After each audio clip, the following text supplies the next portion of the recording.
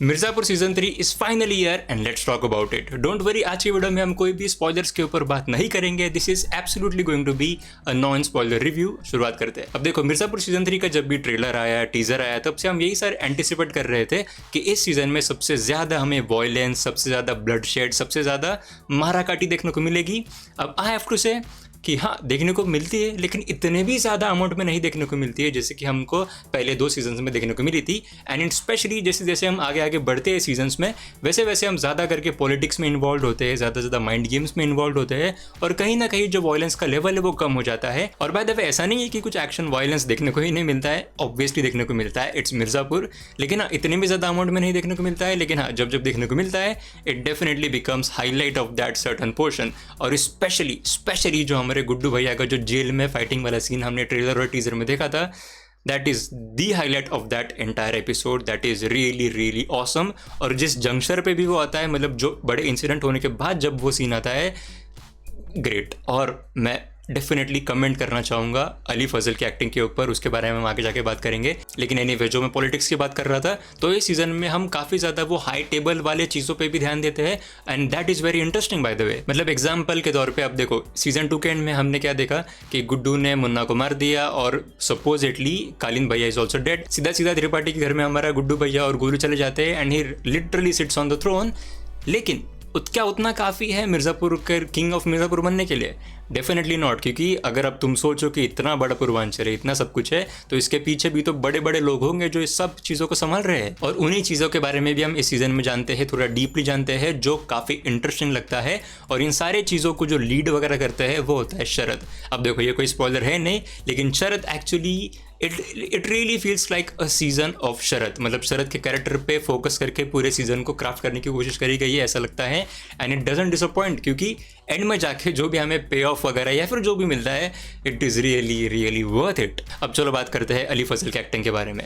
यार, एक सीन आता है कुछ लेटर ऑन अवर एपिसोड में, आपको डेफिनेटली समझ में आ जाऊंगा कि मैं कौन सी सीन के बारे में बात कर रहा हूँ। लेकिन जब वो सीन एक्चुअली होता है, और जब वो सीन एक्चुअली होता है, that is really a moment to appreciate the acting of Ali Fazal. Bro absolutely shines in that scene. और उसके बाद के जो भी एपिसोड या फिर जो भी सारी चीज़ें उस कैरेक्टर के साथ होते हैं, वहाँ पे भी he is really good with his performance. और अली फजल, नाइस जॉब। फिर एक बात मुझे काफ़ी अच्छी लगी सीजन के बारे में, कि हमने फैंस ने मिलकर जितने भी सारे थीरीज वगैरह बनाए थे ऑल ओवर द इंटरनेट, वो हो गया मुन्ना भैया के कैरेक्टर के अराउंड, मकबूल के कैरेक्टर के अराउंड, रॉबिन, स्पेशली रॉबिन के कैरेक्टर के अराउंड, वो सारे के सारे गलत होते हुए साबित होते हैं। And I appreciated that, because as a fan हम जितने भी सारे थीरीज वगैरह बनाते हैं, अगर वो सच हो गया तो फिर हमें अच्छा लगता है, लेकिन जब वो गलत होता है तब और भी ज़्यादा मज़ा आता है, क्योंकि that's why we love what we love. हम सरप्राइज होना चाहते हैं, हम आउट प्ले होना चाहते हैं पूरे सीरीज से, and that is absolutely what we get. और ट्विस्ट एंड टर्न्स भी काफ़ी सारे हैं इस सीजन में। कुछ ट्विस्ट एंड टर्न्स, कुछ जो मूव्स लेते हैं हमारे कैरेक्टर्स, वो हम प्रिडिक्ट कर सकते हैं, and that is for a reason as well. लेकिन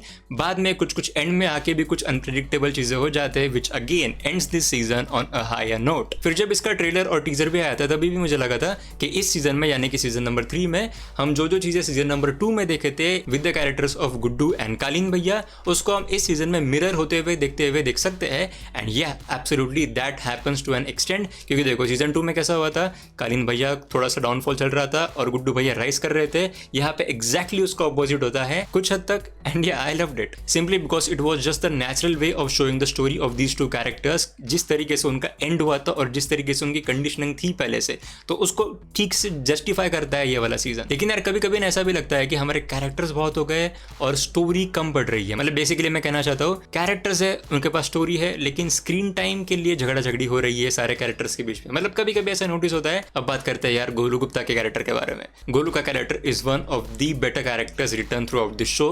स्पेशली जो चीजें होते हैं उनके साथ इस सीजन में, और जो चीजें वो कर जाती है एंड में, उसके लिए भी। And Shweta Tripathi also does a fine job. और जिस तरीके से उनका कैरेक्टर आर्क अगर हम ट्रेस करें सीजन 1 से, तो यार बहुत ही अलग लेवल पे है वो करंटली। लेकिन कभी कभी ऐसा भी लगता है कि वो जितने फार जाके चीज़ें करती है, तो उसका मोटिव भी हम कभी कभी क्वेश्चन करते हैं कि यार वो कर तो रही है, बट क्यों कर रही है। एंड या ऑफकोर्स उसका भी जवाब हमको बाद में मिल ही जाता है। फिर कुछ कुछ काफ़ी इंटरेस्टिंग वाले शॉकिंग इंसिडेंट्स भी हमें देखने को मिलते हैं, जो मैं पहले बोल रहा था कि ट्विस्ट एंड टर्न्स के कैटेगरी में आते हैं। तो हाँ, काफ़ी सारे शॉकिंग इंसिडेंट्स हमें देखने को मिलते हैं। कुछ कुछ चीज़ें तो हम बिल्कुल भी प्रेडिक्ट नहीं कर सकते हो, even if you follow the entire story एकदम आँख में तेल डाल के। फिर आखिर में मैं बात करना चाहूँगा जो हमारे पंडित जी के कैरेक्टर है, रमाकांत पंडित, जो गुड्डू भैया के फादर है, तो उनके साथ भी जो जो चीज़ें होती है उनके अंदर के अंदर माइंड में, वो मुझे काफ़ी इंटरेस्टिंग लगे और वो मुझे काफ़ी जस्टिफाइबल लगे, क्योंकि यार he was someone who was always supporting the law, और वो लॉ के सामने कुछ भी नहीं चाहते थे। लेकिन इस सीजन में definitely everything that happens with him and everything that happens around him makes him question his own principles, makes him question law. So या वो भी मुझे काफ़ी इंटरेस्टिंग लगा और अच्छा लगा। बाकी ये तो हमारे सिर्फ एक नॉन स्पॉइलर वाला रिव्यू था। कल मैं इस पे डिटेल में बात करना चाहूँगा, हर एक चीज़ पे बात करेंगे, इसके एंडिंग पे भी बात करेंगे, क्योंकि हाँ डेफिनेटली इसके एंडिंग एक्सप्लेन वाला वीडियो तो ऑब्वियसली बनता ही है। तो हाँ, कल मिलेंगे इसके स्पॉइलर रिव्यू के साथ और हमारे एंडिंग एक्सप्लेन वीडियो के साथ। तो हाँ, as always thank you so much for watching.